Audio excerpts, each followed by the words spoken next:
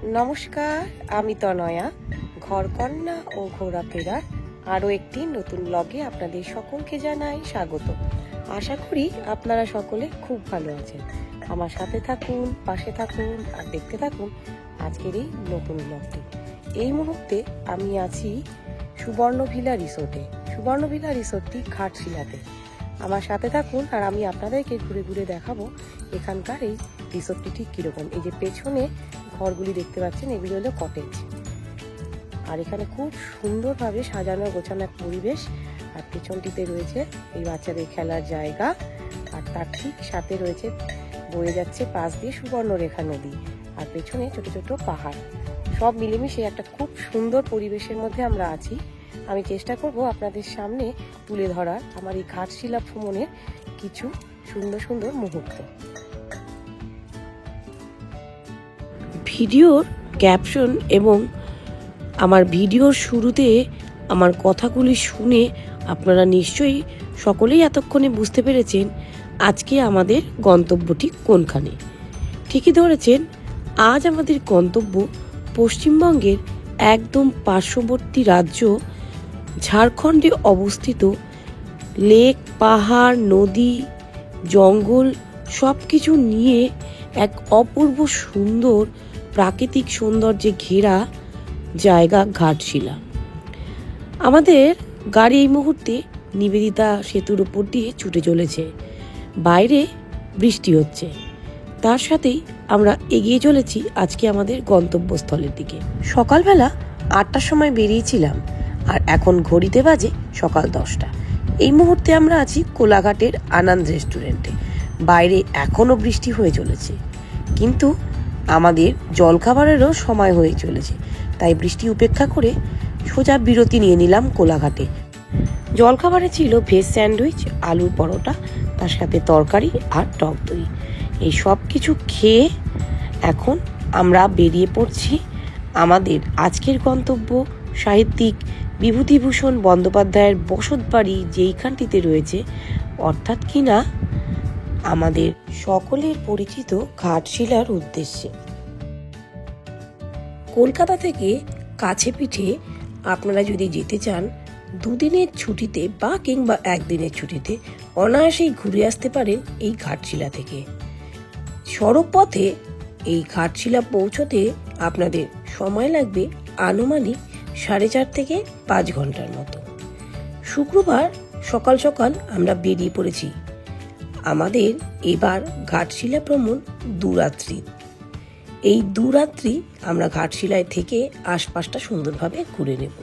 রাস্তার ধারে সাইনবোর্ড এবং গুগল ম্যাপ উভয়ই আমাদের জানান দিচ্ছে লাল মাটির রাস্তা ধরে ডান দিকে ক্যানেলকে রেখে আমরা প্রায় পৌঁছে গিয়েছি সুবর্ণরেখা নদীর তীরে অবস্থিত আমাদের আগামী 2 দিনের ঠিকানা সুবর্ণভিলা রিসোর্টের একেবারেই কাছাকাছি।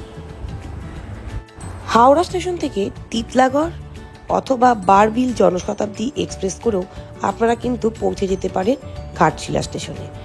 ঘাটশিলা স্টেশন থেকে এই রিসোর্টের দূরত্ব আনুমানিক 1.9 কিলোমিটার। স্টেশন থেকে অটো ভাড়া করে আপনারা সোজা চলে আসতে পারেন এই সুবর্ণভিলা রিসোর্টে।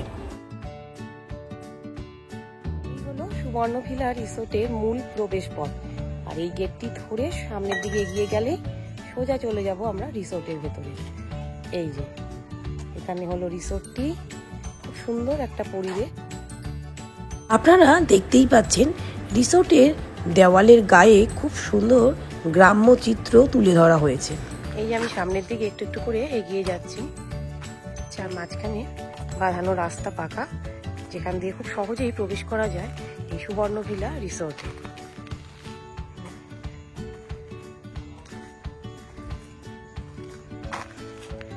আর এই যে রিসোর্টের সাথে এই যে জায়গাটি দেখতে পাওয়া যাচ্ছে, এখানে অনেকগুলি গাড়ি দাঁড়িয়ে রয়েছে, এটি হলো রিসোর্টের পার্কিং এরিয়া। এখানে অনেকগুলি গাড়ি একসাথে থাকতে পারে। সম্পূর্ণ একটা গ্রাম্য পরিবেশ, একদম নিঝুম নিস্তব্ধ পরিবেশের মাঝখানে এই রিসোর্টটি আছে। আর এই যে রিসোর্টটি পার্কিং লট থেকে আমি দেখাচ্ছি আপনাদের। রিসোর্টের স্টাফেরা এসেই পার্কিং থেকে আপনার সমস্ত লাগেজ নিয়ে যাবে রিসোর্টের ভেতরে। আমরা ধীরে ধীরে প্রবেশ করছি রিসোর্টের একেবারে ভেতর দিকে। যতই এগিয়ে যাচ্ছি সবুজের হাতছানি আমাদের সামনে দেখতে পাচ্ছি। অপূর্ব সুন্দরভাবে চারিদিকে সাজানো এই রিসোর্টটি। একদিকে সুবর্ণরেখা নদী, অপর প্রান্তে রয়েছে ভীষণ সুন্দর ছোট ছোট পাহাড়। তার সাথে উপরি পাওনা হলো শহরের কোলাহল থেকে একেবারে দূরে নিস্তব্ধ নিরিবিলি পরিবেশের মাঝখানে কয়েকটা দিন কাটানোর জন্য এক অদ্ভুত সুন্দর ঠিকানা হলো ঘাটশিলার এই সুবর্ণভিলা রিসোর্ট। এই 102 নম্বর কটেজটি আমরা বুক করেছিলাম আমাদের আগামী দুদিনের ঠিকানা হিসেবে। দরজা দিয়ে প্রবেশের সাথে সাথেই চোখে পড়বে ছিমছামভাবে সাজানো এই এসি কটেজটি। আসুন ঘুরে দেখা যাক এই কটেজটির ভেতরে ঠিক কী কী ব্যবস্থা রয়েছে। প্রথমেই দেখতেই পাচ্ছেন খুব সুন্দরভাবে টিভি ক্যাবিনেট তৈরি করা রয়েছে। ছিল একটি সুন্দর টিভি। সম্পূর্ণ অত্যাধুনিক জিনিসপত্র দিয়ে সাজানো ছিল এই কটেজটি। টিভির পাশেই ছিল ওয়ার্ডরোব। ঘরের সাথেই এই অ্যাটাচ বাথরুমটিতে গিজারেরও সুবন্দোবস্ত রয়েছে। ভীষণ পরিষ্কার পরিচ্ছন্ন এই পুরো রিসোর্টটি। তার সাথে এই কটেজটি তো আপনারা দেখতেই পাচ্ছেন। কটেজের ভেতরটিও খুব সুন্দরভাবে সাজানো। আসুন দেখা যাক এই ওয়ার্ডরোবের ভেতরে কি রয়েছে। এখানে দুটো হ্যাঙ্গার, তার সাথে ব্ল্যাঙ্কেট, আপনারা জামা কাপড়ও রাখতে পারবেন। যদিও ব্ল্যাঙ্কেটের দরকার এই মুহূর্তে আমাদের কারোরই নেই। এই রিসোর্ট থেকে আমাদেরকে তোয়ালা, তার সাথে সাবান, শ্যাম্পু সব কিছুই দেওয়া হয়েছিল। এছাড়া প্রতিদিন সকালবেলা রুম সার্ভিসেরও ব্যবস্থা রয়েছে। অর্থাৎ কিনা সকালবেলা আপনার ঘর কিন্তু এসে ভালো করে পরিষ্কার করে চাদর পাল্টে একদম আবার পরিষ্কার পরিচ্ছন্ন করে দেওয়া হবে। এবার আমি আপনাদেরকে ঘুরে দেখাই আমাদের এই কটেজের দরজার ঠিক বাইরের ভিউটা কীরকম ছিল। এই হলো কটেজের ঠিক বাইরে থেকে দেখতে যেটা পাচ্ছিলাম সেই জায়গাটি। দূরে দেখতে পাওয়া যাচ্ছে ছোট ছোট পাহাড়, আর তার সাথে একেবারে সামনে রয়েছে আমাদের সবুজে ঘেরা এক সুন্দর পার্ক। কটেজের পাশের রাস্তাটা ধরে আমরা যদি এগিয়ে যাই তাহলেই আমাদের চোখে পড়বে পাশ দিয়ে বয়ে চলা সুবর্ণরেখা নদীকে।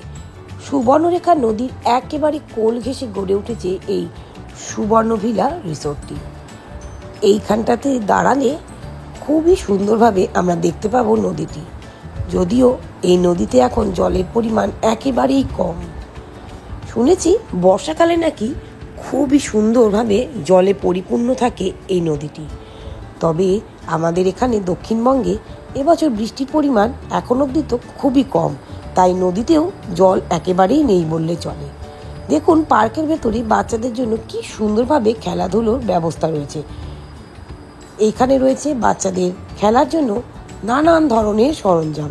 তাই আপনি যদি আপনার বাচ্চাকে নিয়ে এই রিসোর্টে এসে এক রাত্রি বা দুরাত্রি থাকতে চান তাহলে আমি হলপ করে বলতে পারি সমস্ত বাচ্চারা এখানে এসে খুব আনন্দ করবে। একটা খোলা নিরিবিলি জায়গায় মাঝখান দিয়ে ছুটে বেড়াবে আর প্রকৃতির কোলে তারা খেলে বেড়াবে। রিসোর্টের পার্ক থেকে আপনারা এই মুহূর্তে যে জায়গাগুলি দেখতে পাচ্ছেন এগুলি হলো রিসোর্টের কটেজ। এই কটেজগুলির ঠিক পাশেই রয়েছে এই নবনির্মিত এই বিল্ডিংটি। এখানেও রয়েছে এসি নন এসি রুম।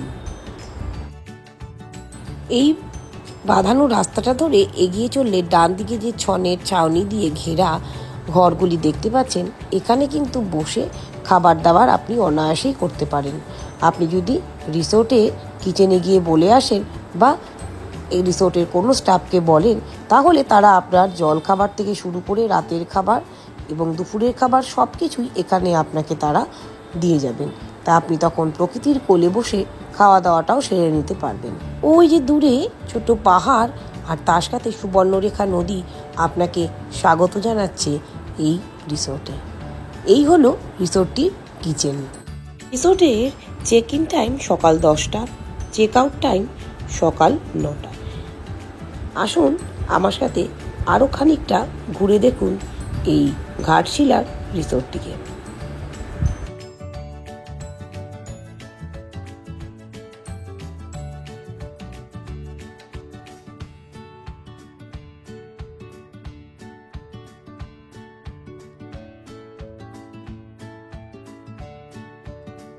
রিসোর্টে পৌঁছতেই যেহেতু আমাদের দুপুর 12:30 হয়ে গিয়েছিল, তাই রাস্তা থেকেই আমরা ফোন করে অর্ডার দিয়ে দিয়েছিলাম মধ্যাহ্নভোজনের। আমাদের মধ্যাহ্নভোজনের ব্যবস্থা করা হয়েছিল রিসোর্টের ছাদে। স্টাফেরা আমাদেরকে বলেছিল এইখানটিতেই প্রাকৃতিক পরিবেশ দেখতে দেখতে যদি আমরা মধ্যাহ্নভোজন করি তাহলে আমাদের ভীষণ ভালো লাগবে। সত্যি এখানে উঠে যখন চারিদিকে এত সুন্দর একটা প্রকৃতি দেখতে পেয়েছি, তখন ধন্যবাদ জানাই রিসোর্টের স্টাফদেরকে।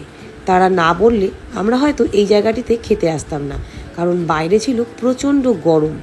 রিসোর্টের এই ছাদটি থেকে একাধারে যেরকম সুবর্ণরেখা নদী, পুরো রিসোর্ট, তার সাথে পার্ক, সব কিছু দেখতে পাবে। আর দূরে ভীষণ সুন্দরভাবে পাহাড়টাকেও দেখতে পাওয়া যাচ্ছে।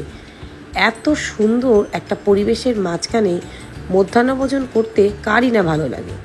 তাই আমরাও আমাদের এই মধ্যাহ্নভোজনের জন্য এখানে সবাই মিলে হাজির হয়ে পড়েছি।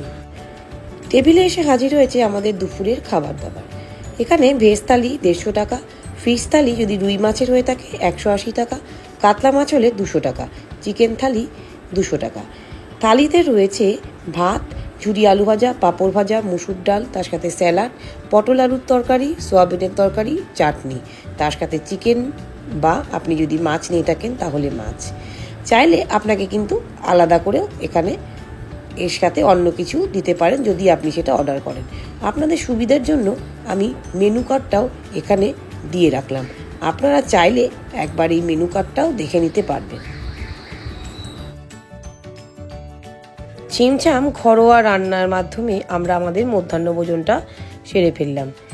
আমার সাথে তো আপনারা রিসোর্টের দিনের বেলাটা কীরকম লাগে দেখতে সেটা দেখলেন। এবার আমি আপনাদেরকে দেখাচ্ছি রিসোর্টটিকে রাতের বেলা ঠিক কীরকম লাগে। আমার সাথে থাকুন আর ঘুরে ঘুরে দেখতেও থাকুন। ঘাটশিলার রিসোর্ট সুবর্ণভিলাকে রাতের বেলা দেখতে ঠিক কীরকম লাগে সেটা দেখতে দেখতে আজকের ব্লগ আমি এখানেই শেষ করছি। কেমন লাগলো আজকের এই ঘাটশিলার ব্লগ অতি অবশ্যই জানাবেন। ভালো লাগলে লাইক করবেন, শেয়ার করবেন। ফেসবুকের পেজে দেখে থাকলে পেজটিকে ফলো করবেন। ইউটিউবের চ্যানেলে এই ভিডিওটি দেখে থাকলে চ্যানেলটিকে সাবস্ক্রাইব করবেন।